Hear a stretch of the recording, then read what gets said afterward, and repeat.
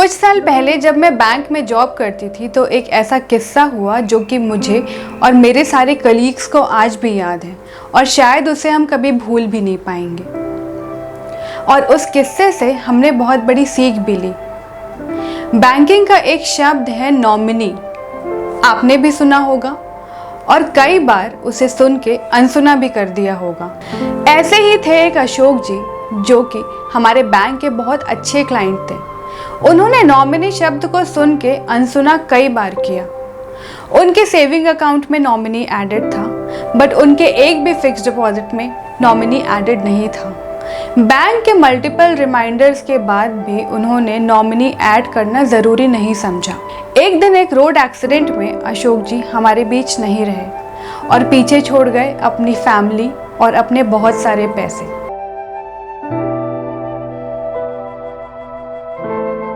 अशोक जी की डेथ के 1 महीने बाद उनकी वाइफ और उनका बेटा बैंक आए।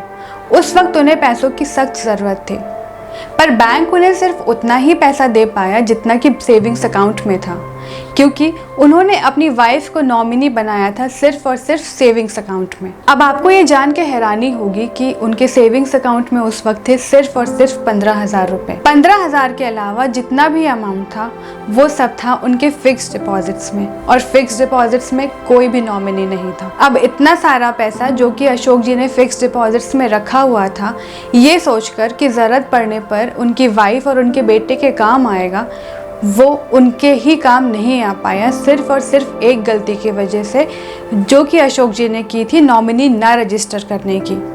आइए एक बहुत ही सिंपल तरीके से समझ लेते हैं कि नॉमिनी होता क्या है। नॉमिनी वो इंसान है जिसे आप अपॉइंट करते हैं अपने सेविंग्स अकाउंट को खोलते वक्त, और नॉमिनी ही वो इंसान है जिसे आपके पैसे ट्रांसफ़र किए जाएंगे आपकी डेथ के बाद।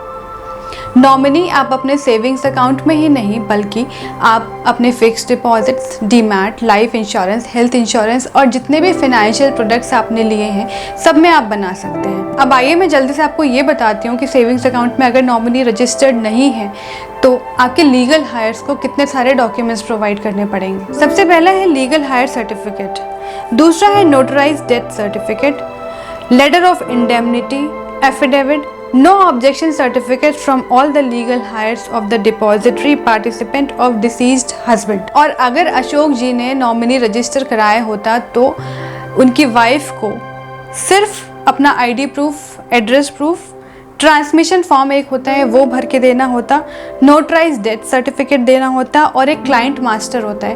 क्लाइंट मास्टर सिर्फ तब यूज़ होता है जब आपका डीमैट अकाउंट हो। नॉमिनी रजिस्टर करने के लिए आपको कुछ बातों का ध्यान रखना पड़ेगा। सबसे पहला तो ये कि नॉमिनी आप किसी को भी नहीं बना सकते। आप नॉमिनी सिर्फ अपने हस्बैंड, वाइफ, अपने पेरेंट्स या फिर अपने बच्चों को बना सकते हैं। दूसरा पॉइंट ये कि अगर आपने अपने बच्चे को नॉमिनी बनाया है जो कि माइनर है तो आपको अपने माइनर बच्चे के साथ साथ किसी और को अपॉइंट करना पड़ेगा जिसकी एज 18 साल से ऊपर हो। तीसरा पॉइंट है एक बैंक अकाउंट में सिर्फ एक ही नॉमिनी ऐड हो सकता है। चौथा पॉइंट ये है कि नॉमिनी की डिटेल्स को आप किसी भी टाइम पे चेंज या फिर ऐड कर सकते हैं। आपके फैमिली मेम्बर्स आपको खो देने के बाद ऑलरेडी बहुत ज़्यादा परेशान होते हैं। आप उनके बीच ना होकर भी उनके बड़े काम आ सकते हैं सिर्फ और सिर्फ एक छोटा सा काम करके, और वो है उनको नॉमिनी ऐड करके। नॉमिनी बना के आपको पता भी नहीं कि आप उनका कितना काम आसान करते हैं। नॉमिनी हमें एक बहुत छोटी सी चीज़ लगती है।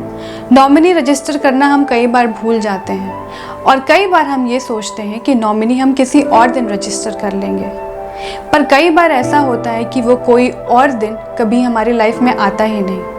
ये बात आप याद रखिए कि नॉमिनी ना रजिस्टर करने पर हमारा कुछ नहीं जाता, पर हमारी डेथ के बाद हमारी फैमिली सबसे ज़्यादा सफ़र करती है।